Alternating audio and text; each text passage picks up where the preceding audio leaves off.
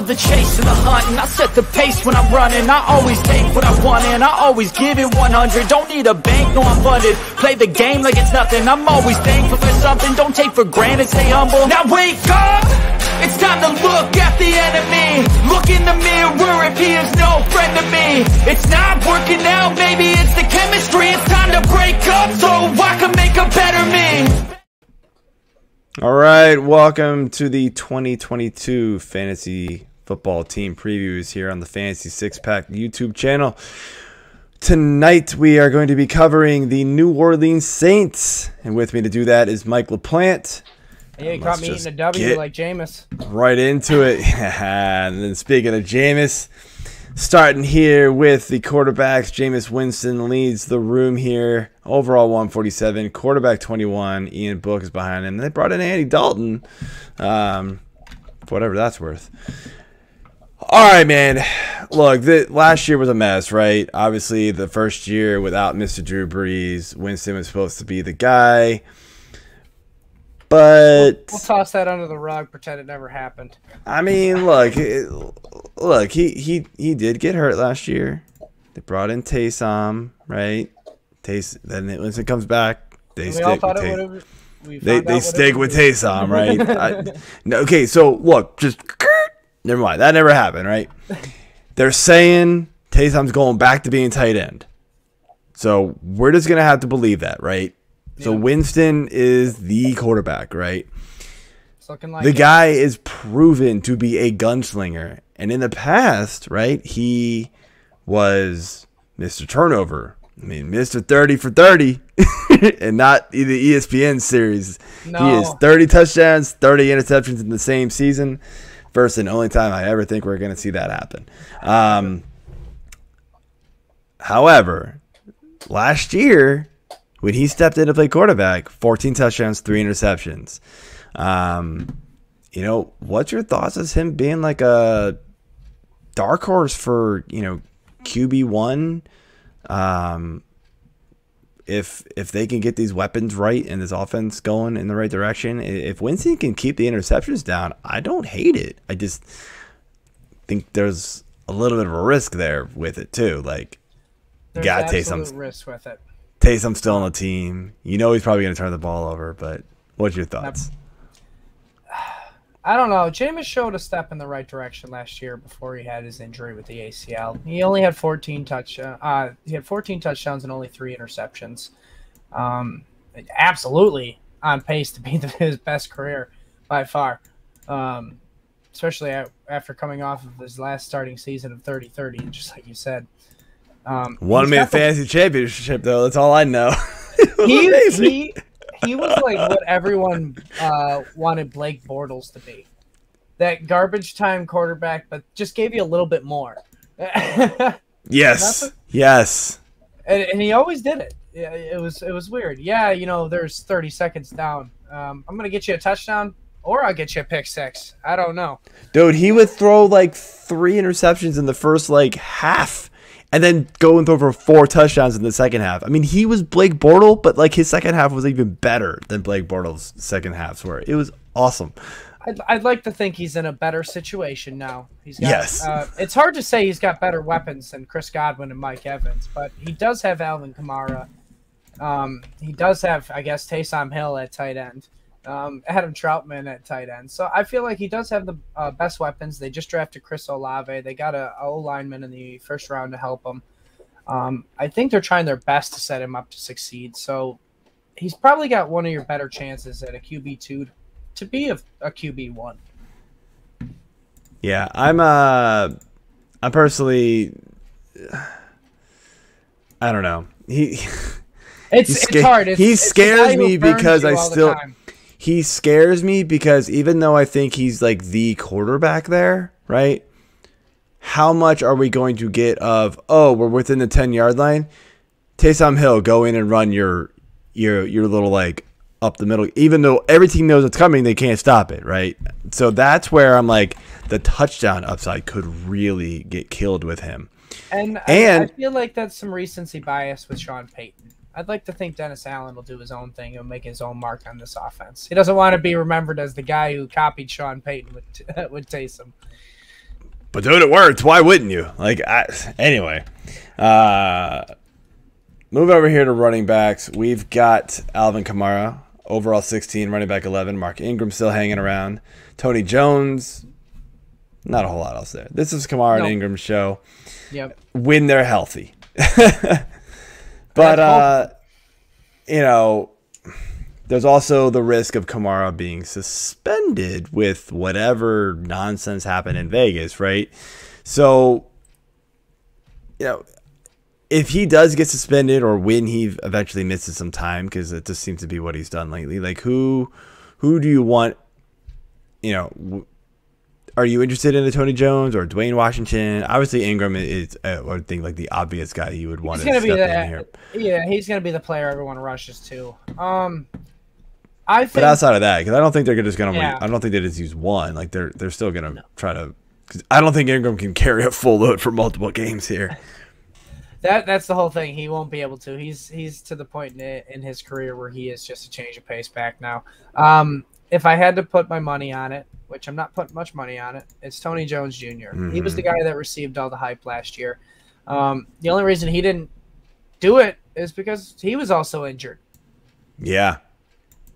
So all he's got to do is just stay healthy. I mean, it was his rookie year. Majority of the time with rookie running backs, their whole thing is, you know, they've only played college football. They've never. This isn't their job. They were only doing this part-time in college. They had to focus on schooling. This is their job now, and he had a full season, a full off season to put his body into shape. So I'd like to say, you know, he could stay healthy for that backup role.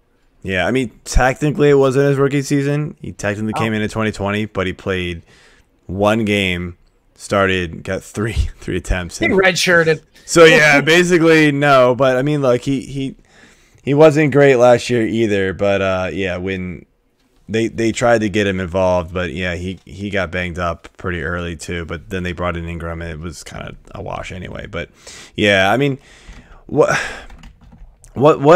your quick thoughts on Kamara? Like, I feel like we've seen him sort of slow down recently overall in his career. You know, like last year, he was only averaging 16.2 points per game.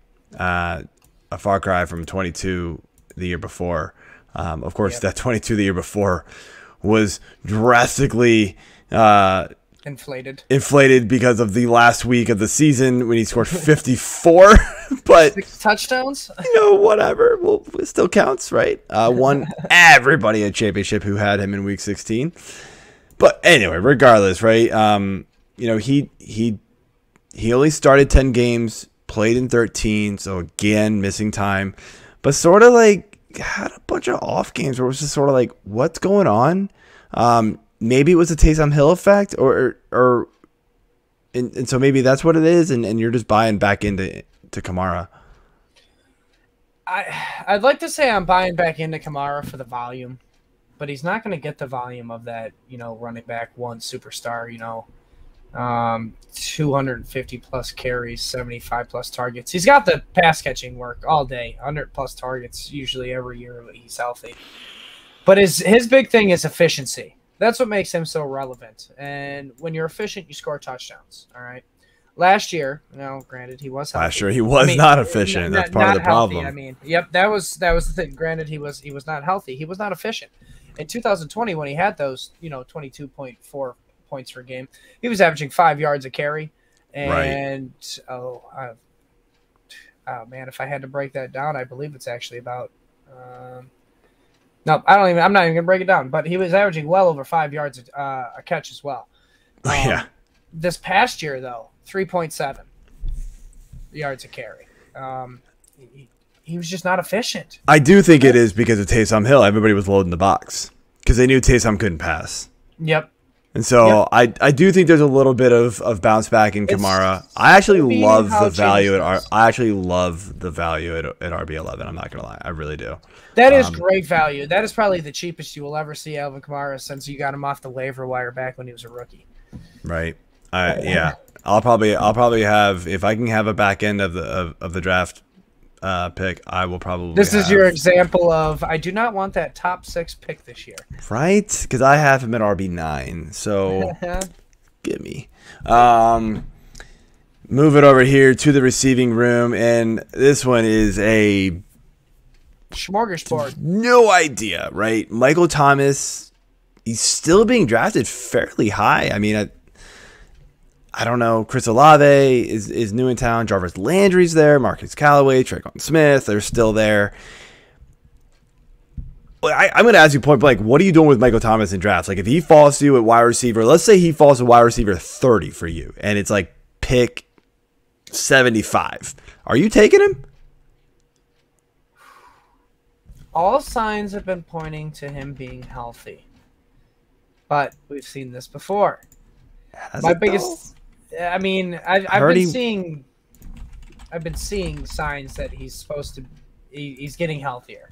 I mean, obviously these are OTAs.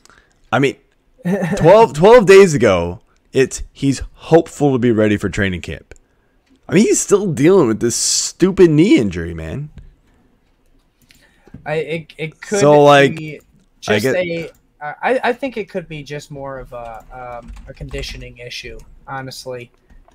He's been out of football, over a year and a half now, I believe. He hasn't played since the playoffs in, 2020? 2021. But if he falls to me at wide receiver 30, I think I might have to pass just because of how much this team loaded up on wide receiver. They went and got Chris Olave, and they traded a lot to get him. They did. They went and signed Jarvis Landry, a culture setter. Maybe somebody, who can teach an Olave if Michael Thomas starts, acting his way again. But there's just so many mouths to feed in this offense. So to have the consistency, I think his ceiling is more of capped at what he is getting drafted at. Perfect. A low-end wide receiver 2. But for wide receiver 3s, I'm more interested in maybe I think I like Russell Gage more. Ooh. You know what I mean? Because look at Chris Godwin's not going to be in, at the start of the season most likely. That one's a little rough for me. I don't know if I could do a Gage over him. I can make the argument for it. Gage is a lot farther. I mean, would you rather have so there are plenty of names going after him in ADP. Juju Smith-Schuster, Darnell Mooney. We've got Lockett. We've got Gabe Davis. We've got Adam Thielen, Devonta Smith. I wouldn't take Lockett. I'd take Thielen though. You got Brandon Cooks going after him right now in ADP. There's a lot of guys that I've ranked him up there, but he's one of those guys where I'm not risking him there. There's some guys who I think are just maybe I'm just playing it too safe, but that's still a little early for me to take him. But and I don't really, I'm not really loving the other guys. I mean, Landry's sort of not. I mean, Landry's not the same guy anymore. No. We're not getting anything from him. And Olave's a rookie, so it is what it is. But let's finish it off here with the tight ends. And I didn't know what to do here with Taysom Hill because the overall rankings, he's listed as overall 374, but he's still listed as a QB, so he's a QB 38. So I just listed his overall there, but I think he's the top tight end on the depth chart. So I left him up there.